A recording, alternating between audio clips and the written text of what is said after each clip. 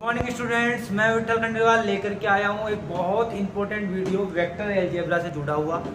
और ये बहुत अच्छा वीडियो है आप लोगों के लिए। अगर आप लोग वेक्टर अलजेब्रा से जुड़े हुए हैं, देख रहे होंगे, आप हमारी पिछली वीडियो सीरीज को भी देखिए और वहीं से आगे आप बढ़िए। तो भैया आज की जो क्लास है वो पर्टिकुलर डॉट प्रोडक्ट है। एक्सरसाइज 10.3 में इसके बारे में आपको बताया गया है। 10.3 डॉट प्रोडक्ट से जुड़ी हुई है और 10.4 बच्चों स्केलर प्रोडक्ट से जुड़ी हुई है। तो आज हम देखेंगे डॉट प्रोडक्ट कैसे काम करता है, स्केलर प्रोडक्ट कैसे काम करता है। बच्चों अगर आप लोग देखना चाहें,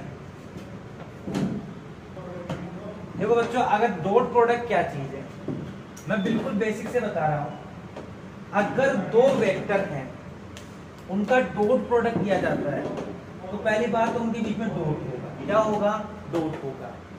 दूसरी बात, जब भी डॉट प्रोडक्ट किया जाता है बच्चों तो ये एक स्केलर प्रोडक्ट होता है। स्केलर प्रोडक्ट का मतलब होता है आप केवल कंपोनेंट को कंपोनेंट से मल्टीप्लाई करते हैं। यानी एक कंपोनेंट मान लो i के साथ जो x है और x1 है, और मान लो दूसरे वेक्टर की i के साथ x2 है, तो इसका x1 इसके x2 से मल्टीप्लाई हो जाएगा। खाली कंपोनेंट को कंपोनेंट से मल्टीप्लाई करना होगा। लेकिन ये ऐसा होता क्या है, क्यों होता है, ध्यान सुनिएगा। अगर किसी भी दो वेक्टर को डॉट प्रोडक्ट किया जाता है बच्चों तो उसका मतलब होता है a magnitude into b magnitude into cos theta. मेरी बात दोबारा सुन लीजिए। अगर दो वेक्टर को डॉट प्रोडक्ट किया जाता है तो उसका मतलब होता है a magnitude dot b magnitude into cos theta. अब बच्चों a मैग्नीट्यूड और b मैग्नीट्यूड की तुम लोग अगर बात करें, तुमने ध्यान से सुना होगा, समझा होगा। अब इससे बहुत सारी चीजें बनती है। मैं बिल्कुल बेसिक से स्टार्ट कर रहा हूँ कि इनका मतलब क्या है, हर एक चीज का मतलब क्या है। सबसे पहली चीज मैं आपको बोल रहा हूँ, डॉट प्रोडक्ट एक प्रकार का स्केलर प्रोडक्ट है। डॉट प्रोडक्ट एक प्रकार का किस तरह का प्रोडक्ट है बच्चों? स्केलर प्रोडक्ट है। ये बात आपको समझ में आ रही है। अब आगे बढ़ते हैं, इसके बाद हम समझते हैं और अधिक चीज। पहली चीज, अगर आपका एक cos थीटा 0 हो, cos थीटा में थीटा 0, ठीक है, तो बेटा cos थीटा की वैल्यू क्या होती है आप जानते हो। cos 0 की वैल्यू क्या होती है तो आप बताओगे 1। ठीक है, क्या होती है? 1। तो आपको बहुत इंपॉर्टेंट बात कर रहा हूं, अगर cos 0 है, अगर cos 0 है, मैं इससे ही सारे लॉजिक क्लियर होंगे। ये तो बता रहा हूं, अगर cos 0 है तो cos 0 की वैल्यू 1 होगी। और बच्चों अगर ये 1 है तो इससे रिजल्ट क्या आएंगे? ये 1 है। अगर यहाँ देखो cos 0 लिखा जाएगा तो ये 1 है, और ये 1 है तो ये और ये बचेगा। इट मीन अगर cos 0 है तो a और b का डॉट प्रोडक्ट क्या आएगा? a का मैग्नीट्यूड इंटू b का मैग्नीट्यूड। क्या ये बात समझ में आ रही है? क्यों आ रही है? क्योंकि इसके आगे आप cos 0 लिखोगे और cos 0 की वैल्यू तो कितनी? 1 है, तो इसका लिखने का मतलब ही नहीं। इस जगह हम 1 लगा सकते हैं और 1 का कोई मतलब नहीं होता है। तो सबसे पहले मैंने आपको समझाया क्या कि a इंटू बी अगर आप डॉट प्रोडक्ट कर रहे हैं तो उसका मतलब ये होता है। ध्यान रखना, दो मैग्नीट्यूड का डॉट प्रोडक्ट करेंगे तो cos थीटा बेस होता है, स्केलर प्रोडक्ट करेंगे तो sin थीटा बेस होता है। तो आपको एक चीज समझ में आ गई। अच्छा, अगर इसकी जगह बच्चों ये cos थीटा की बात करें और cos थीटा में थीटा 180 हो, तो अगर थीटा 180 है तो आपका a dot b is equal to a magnitude और b मैग्नीट्यूड का नेगेटिव। यानी अगर थीटा नेगेटिव है बच्चों तो ये आपका नेगेटिव आएगा। आप सोचेंगे सर कैसे? दिमाग लगाने वाले बच्चों ने दिमाग लगा लिया होगा कि अगर थीटा 180 है तो थीटा 180 में cos 180 की वैल्यू क्या होती है? आप सभी जानते हैं cos 180 की वैल्यू -1 होती है। कितनी होती है बताओ? -1। और जब ये -1 यहाँ आकर के इसके साथ -1 मल्टीप्लाई होगा तो ये ऑटोमेटिक क्या हो जाएगा? a मैग्नीट्यूड और b मैग्नीट्यूड का मॉडुलस जो है वो भी क्या हो जाएगा? -1। क्लियर? a का मैग्नीट्यूड और b का मैग्नीट्यूड भी क्या हो जाएगा? -1। आप इतनी बात जान रहे हैं बच्चों? कोई दिक्कत आ रही है? चले आगे। तो अभी तक आप लोगों ने दो चीजें सीखी। सबसे पहले अगर cos थीटा 0 है तो ये दोनों ही मैग्नीट्यूड आएगा, cos थीटा 0 हट जाएगा क्योंकि cos 0 की वैल्यू 1 होती है। अगर बच्चों cos थीटा 180 है तो आपका a dot b vector, a vector dot product b vector का आएगा a मैग्नीट्यूड और b मैग्नीट्यूड का प्रोडक्ट, और लेकिन क्या आएगा यहाँ पे माइनस में। क्योंकि cos 180 -1 होता है। यहां तक की बात आपको समझ में आ गई है। अब आगे बढ़ते हैं। अब बच्चों आपको एक और चीज सिखा रहा हूँ। x ये आपका 3D का बेसिक है। कई बार x इधर लिखा जाता है, ऊपर लिखा जाता है, इससे कोई मैटर नहीं करता। मैंने x इधर ले लिया तो ये y और ये तुम्हारा z हो गया। ये 3D में होता है। आप लोगों को पता है कि ये आपका 0 है और इसका x का जो यूनिट वेक्टर अपन मेजर करते हैं तो उसे i कैप कहते हैं। अगर y के यूनिट वेक्टर को मेजर करते हैं तो उसे j कैप कहते हैं, बताया हुआ है। और अगर z के यूनिट वेक्टर को मेजर किया जाता है बच्चों तो उसे k कैप कहते हैं। अब मेरी बात ध्यान सुनिएगा, समझने की कोशिश कीजिएगा। अभी मैंने एक चीज सिखाई, ये थीटा क्या होना चाहिए? 0। थीटा क्या होना चाहिए? 0। तो अब आप लोगों को मैं पूछ रहा हूं, अगर मान लो मैं एक वेक्टर i है, ठीक है, ये, और इसी को इसी से मल्टीप्लाई करूं,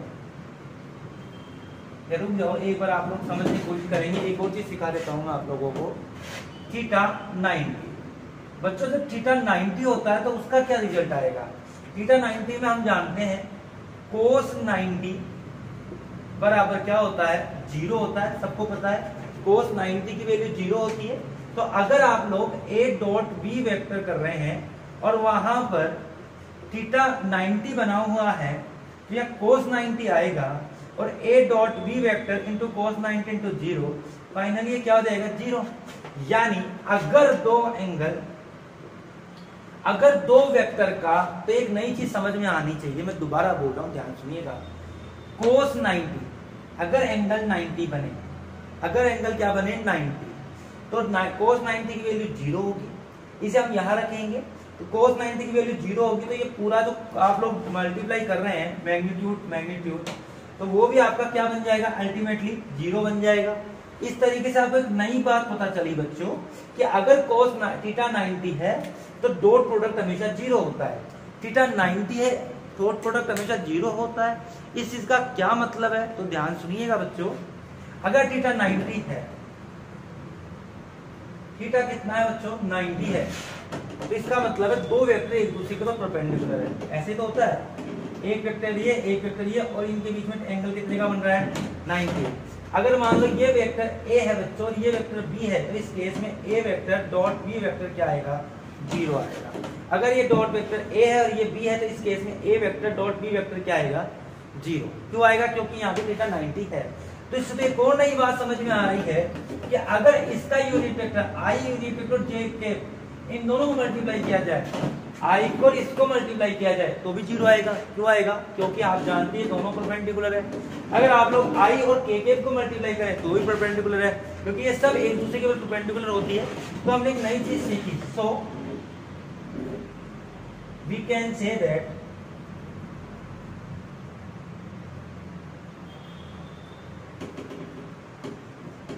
हम क्या कह सकते हैं?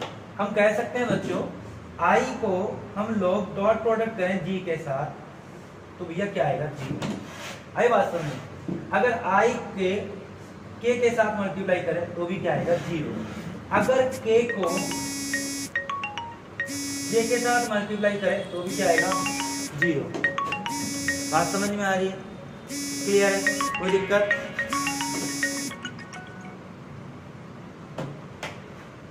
समझिए आप लोग, ये सब चीजें i को j के साथ करें तो भी 0 आएगा, i को k के साथ करें तो भी 0 आएगा, k को j के साथ करें तो भी क्या आएगा?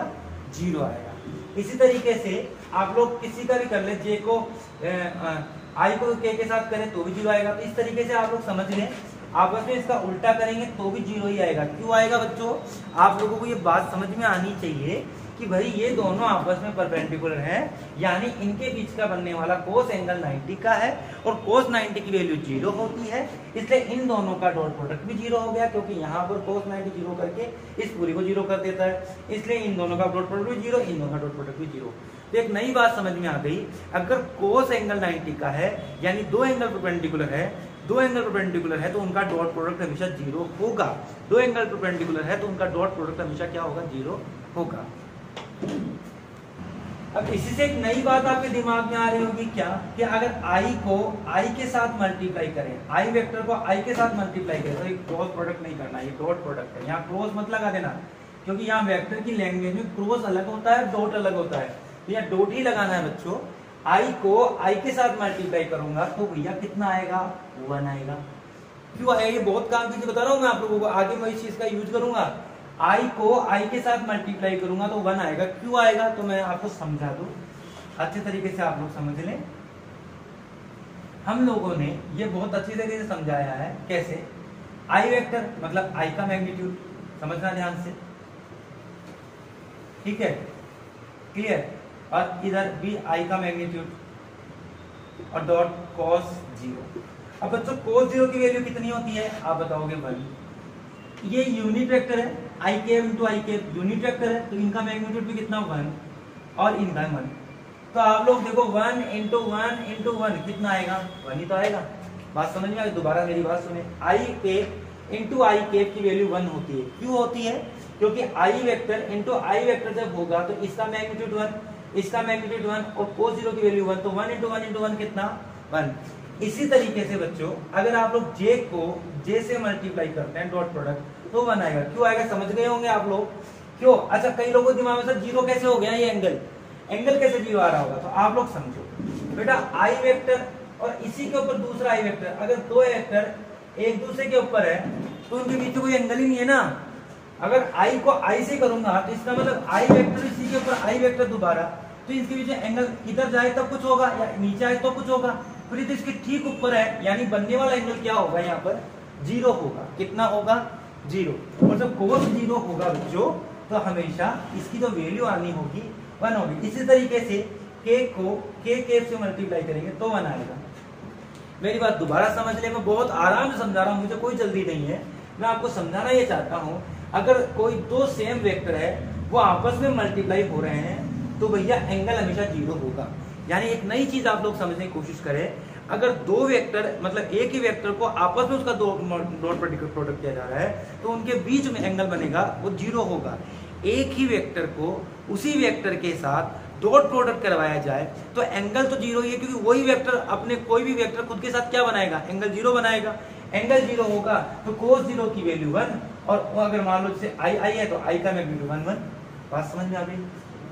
सर यहाँ पे तो आपको पता था कि ये वेक्टर और ये वेक्टर का मैग्नीट्यूड 1 आ रहा है इसलिए ये पूरे की वैल्यू 1 आ रही है।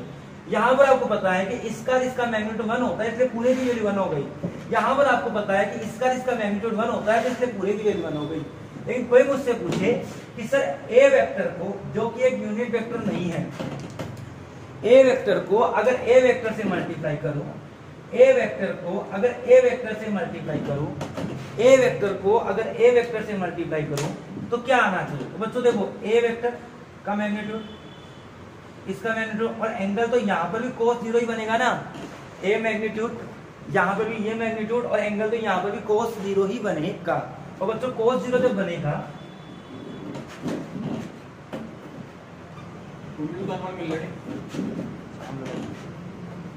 किसी वेक्टर को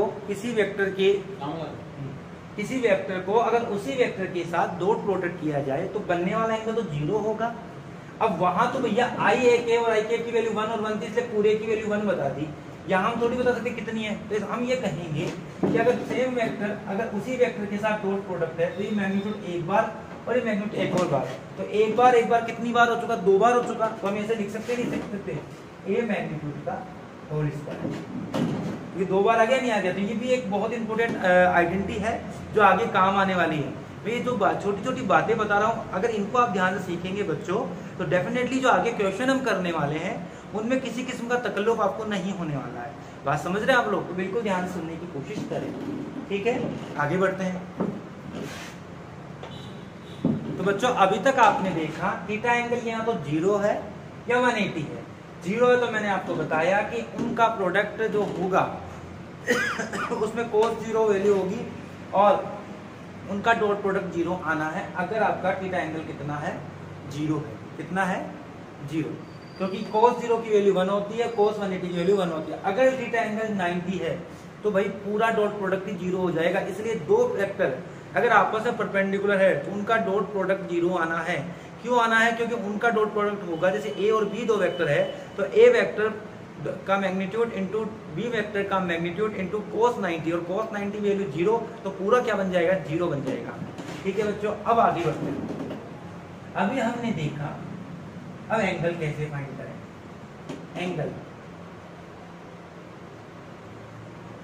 भाई अभी हमने देखा cos सॉरी से ए वेक्टर इंटू बी वेक्टर का डॉट प्रोडक्ट कर रहे हो, तो ए vector B vector upon A vector का मैग्नीट्यूड और बी वेक्टर का मैग्नीट्यूड। आप लोग ये समझ रहे हैं, ए वेक्टर और बी वेक्टर का डॉट प्रोडक्ट कर रहे हैं तो ए वेक्टर का मैग्नीट्यूड और बी वेक्टर का मैग्नीट्यूड। क्लियर है? तो अब आप लोग देखने की कोशिश करें, सॉरी टू से cos मैं कुछ गलत लिख दिया। ए वेक्टर का मैग्नीट्यूड अगर बी वेक्टर के साथ ए वेक्टर को बी वेक्टर के साथ डॉट प्रोडक्ट किया जा रहा है तो ए वेक्टर का मैग्नीट्यूड इनटू बी वेक्टर का मैग्नीट्यूड और cos थीटा होता है। लेकिन अगर मुझे cos थीटा की वैल्यू निकालनी है बच्चों तो बड़ा सिंपल सा है, cos थीटा ऐसे कैसे और ये नीचे चला जाएगा, A vector upon B vector upon A vector in dot product B vector upon में ए वेक्टर का मैग्नीट्यूड और बी वेक्टर का मैग्नीट्यूड। बात समझ में आ गई? यानी अगर आपको cos थीटा की वैल्यू निकालनी है, किसकी वैल्यू निकालनी है? cos थीटा की, तो इस पूरे को आप इसके नीचे लेके चले जाएंगे। ठीक है?